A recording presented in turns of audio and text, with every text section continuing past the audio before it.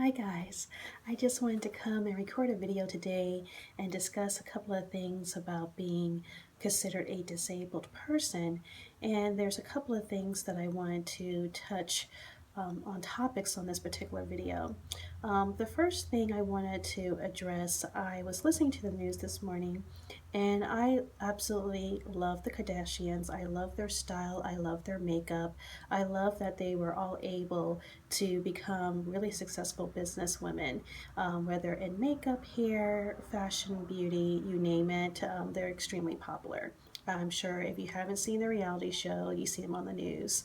But anyway, one new thing that came out recently, Kylie, which I love, and this is again on my own opinion, but Kylie recently did a spread for Interview magazine, and one of the photos that she did, she's photographed in a wheelchair.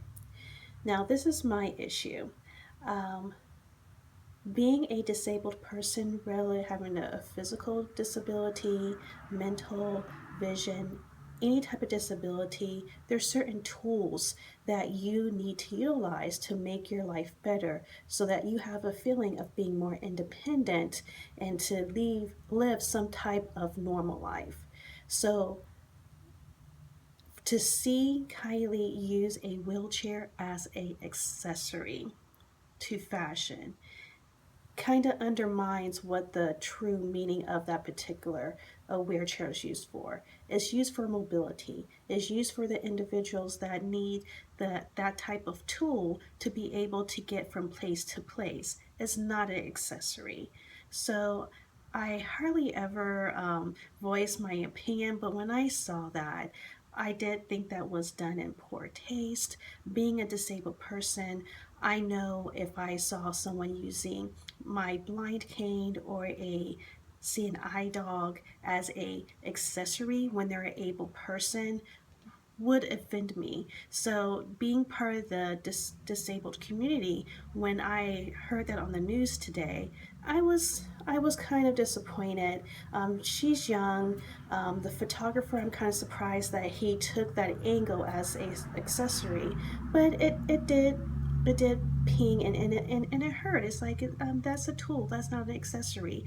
People don't choose one day I'm gonna use it or I'm not. It's a tool that individuals have to use to feel like they have some meaning of transportation because they're not able to walk where she is. So that's the first thing I wanted to address.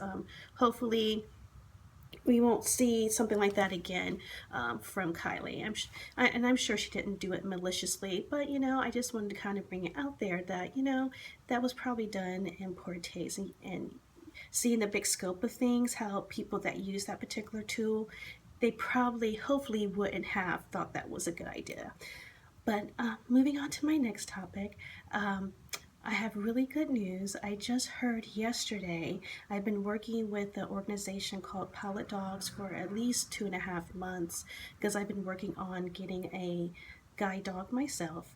And I just got the approval that I'll be in starting my class of certification December 7th.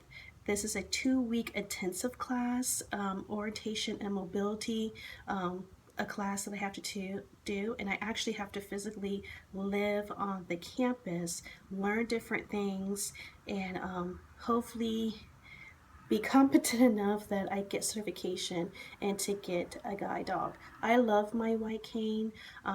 I love my boyfriend. He helps me also with my mobility, but I feel that this is also going to give me an extra umph and step of being able to be more confident and more mobile and independent to go to places myself. The white cane, I love it. It's a tried and true, but just having, I'm kind of excited having a guide dog that will be able to sense things around me, help me get to point A to point B. So I'm extremely excited. Now, during this 2 week course, it ends on December 18th. Obviously, I'm not going to be recording any videos. So I will be offline for those 2 weeks. I'm kind of hoping, because I haven't really seen a lot of videos about the process and certification of getting a guide dog.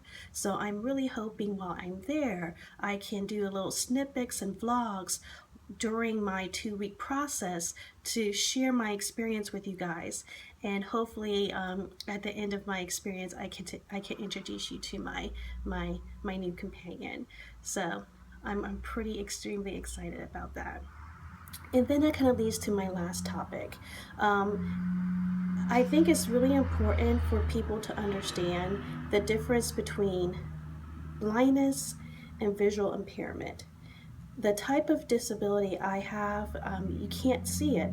You just can't. So when people see me, they're not aware of my struggles of me not being able to see faces or people coming towards me or anything in front of me.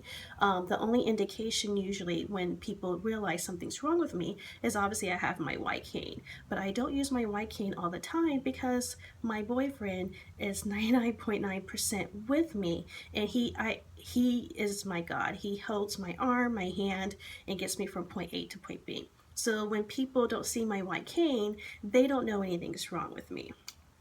But I think it's important for people to understand that just because you don't see something apparently wrong with someone, um, doesn't mean that they don't have some type of disability.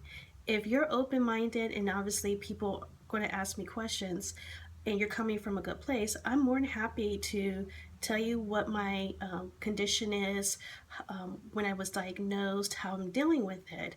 But sometimes you do run into people where, one, they don't care that you're visually impaired, or it's more of an inconvenience for them because it may take you longer to do a certain task. But I kind of wanted to bring that to everybody's attention, that there is a huge difference between total blindness, legal blindness, and visual impairment. There's gradient between vision loss. And when I first got diagnosed with my condition, I had vision still, and I still have vision now, where on my left eye I can see shadows, I can see light, my pupils still react to light. A lot of people get surprised about that because totally blindness is usually something with the optic nerve, and when your optic nerve is damaged, there's absolutely no response to light. Your eyes will look very, very different. Your pupils will look different. That's not my condition. My condition is directed to my retina, the macula, which is a very, very, very small area in the back of my retina, back of my eye. Has nothing to do with my optic nerve. So my pupils still react to light. So that's why I'm still highly sensitive to light. Light sometimes can hurt me. Light sometimes can help me. Depends on kind of the light I need. Sometimes I need a really big light shown on my computer desk so I can see the letters better with my magnification. Sometimes I can't stand any light without getting type of migraines, and what I call my ring of fire is like a phantom ring of like these bright reds and oranges that come out of nowhere. But I do have some vision.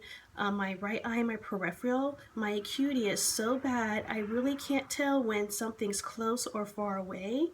But I still have vision. I can still see shapes, colors, even though some colors are muted and I get confused, but I still have vision. I'm legally blind. I'm not totally blind, where it's all black. So I just kind of think it's important because sometimes when people hear legal blindness, they automatically assume that you cannot see anything. I have a visual impairment. I am legal blind, but I'm not totally blind.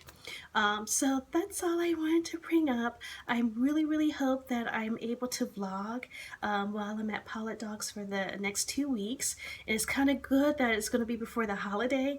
I'm stressing a little bit because I didn't realize I was going to get accepted quick. I mean, it was a long process, but I really didn't get enough time to kind of prepare. And I'm a type of person, I like to make sure everything's in order. So I'm kind of having to rush to pack this weekend, and also kind of having to rush to figure out my bills for the end of the month, because obviously if I'm not working for 2 weeks, there's no money coming in for the next 2 weeks. So I'm kind of thinking about all that, but I realize this is a blessing.